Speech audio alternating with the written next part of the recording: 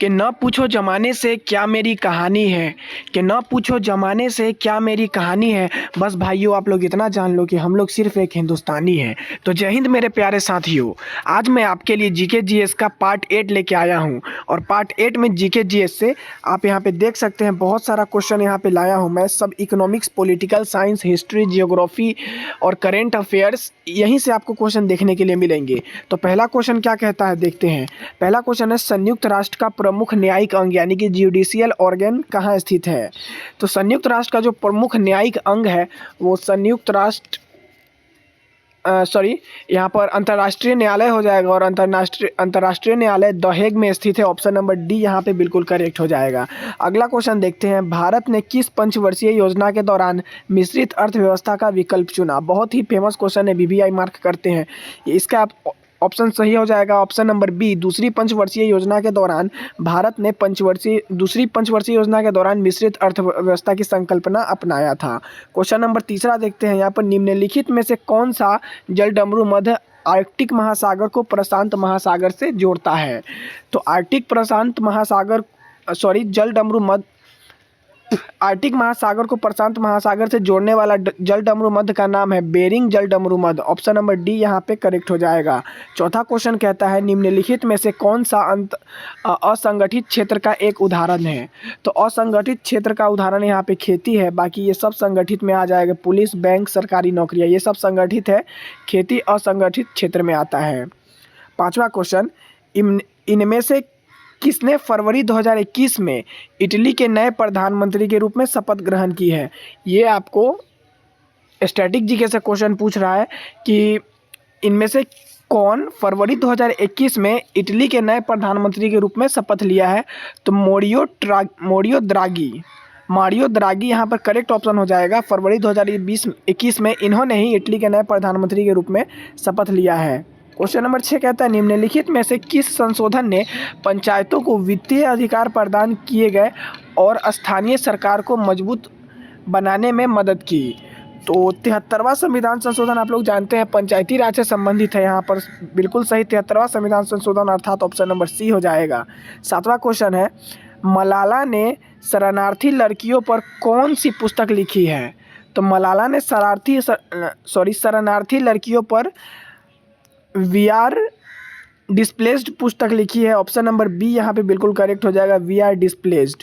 Next question देखते हैं। भारतीय राष्ट्रीय कांग्रेस के पहले अधिवेशन की अध्यक्षता किसने की थी।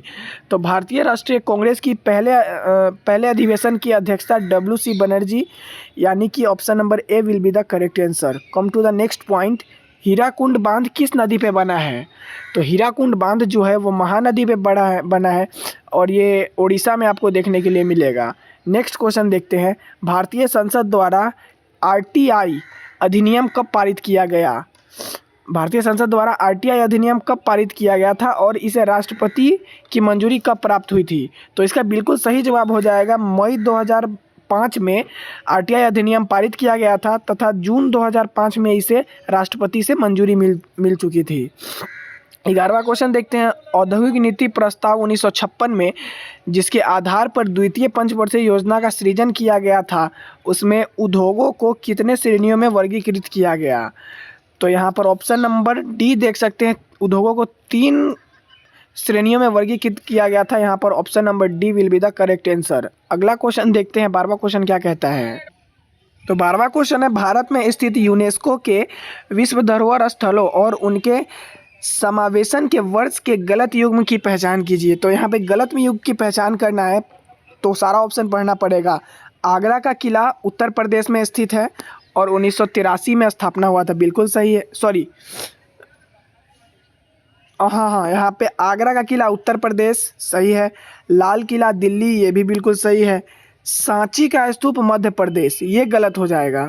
फतेहपुर सीकरी उत्तर प्रदेश में है, ये सही है। तो ऑप्शन नंबर सी यहाँ पे बिल्कुल करेक्ट हो जाएगा। सांची का स्तूप गलत युग में है। Option number C will be the correct answer. 13वां क्वेश्चन है पश्चिम बंगाल में स्थित सुंदरवन डैश का एक उदाहरण है। तो सुंदरवन किसका उदाहरण है आपको यहाँ पर बताना है। मैंग्रोव वन का उदाहरण है Sundarban. Option number D will be the correct answer. 14वां क्वेश्चन है केंद्रीय खेल मंत्री किरण रिजिजू केंद्रीय खेल मंत्री किरण रिजिजू ने 2021 में किस शहर में असम राइफल्स पब्लिक स्कूल यानी कि ARPS का खेलो इंडिया स्पोर्ट स्कूल के रूप में शुभारंभ किया है? तो यहाँ का सही जवाब हो जाएगा शिलांग के एक स्कूल में ARPS स्कूल का उद्घाटन किया है। Option number A will be the correct answer. Come to the next point. वक्फ संशोधन विधेयक 2024 के अनुसार वक्फ बोर्ड में निम्नलिखित में से किस समुदाय का सदस्य होना अनिवार्य है यदि उनके पास राज्य में वक्फ है? तो यहाँ पर 15 का बिल्कुल सही जवाब हो जाएगा बोहड़ा का कुछ संबंध मुस्लिम से भी है, तो यहाँ पर ऑप्शन नंबर सी बिल्कुल करेक्ट हो जाएगा। 16 देखते हैं, 16 में क्या कहता है। 2021 में प्रियंका मोहिते नेपाल की किस चोटी के फतह करने वाली पहली भारतीय महिला बन गई है? तो माउंट अन्नपूर्णा की जो चोटी है वहाँ पे फतेह यानी कि जीत हासिल करने वाली पहली महिला, यहाँ पर नाम देखते प्रियंका मोहिते नेपाल की चोटी फतह करने वाली महिला बन चुकी है। क्वेश्चन नंबर 17 है कि विश्व फोटोग्राफी दिवस निम्नलिखित में से किस दिन मनाया जाता है? तो सबसे आसान क्वेश्चन है यहाँ पर 19 अगस्त को। 15 अगस्त यानी कि स्वतंत्रता दिन के 4 दिन पश्चात विश्व फोटोग्राफी दिवस मनाया जाता है। 18वां क्वेश्चन है, हाल ही में केंद्र सरकार और त्रिपुरा सरकार ने किन संगठनों के साथ शांति समझौता किया है जिसके तहत उन्होंने हिंसा त्यागने और हथियार छोड़ने पर सहमति जताई है?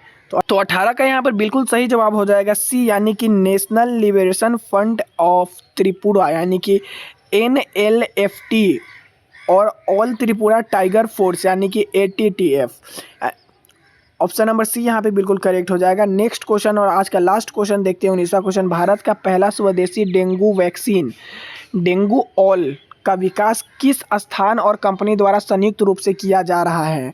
तो ऑप्शन नंबर यहाँ पे आप पूरा को पहले पढ़ लीजिए। ऑप्शन एम्स और भारत बायोटेक, ICMR और serum institute of India, ICMR और पैनेसिया बायोटेक, और यहाँ पर लास्ट है CDRI और जाइडस कैडिला।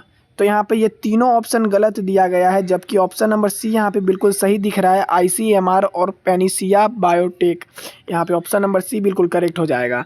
तो आपको मैंने 20 क्वेश्चन का सीरीज़ कंप्लीट करा दिया है। आप लोग अपना तैयारी बहुत अच्छे से करते रहिए। मिलेंगे किसी नए वीडियो में, तब तक के लिए आप हमारे चैनल को सब्सक्राइब कर लीजिए। हम आपके लिए बहुत मेहनत करते हैं। और अगर कोई दिक्कत हो कोई क्वेश्चन में या फिर कोई टॉपिक में, तो कमेंट करके बताइए, हम उसे क्लियर करने का प्रयास करेंगे। तो मिलते हैं किसी नए वीडियो में, तब तक के लिए धन्यवाद। जय हिंद साथियों।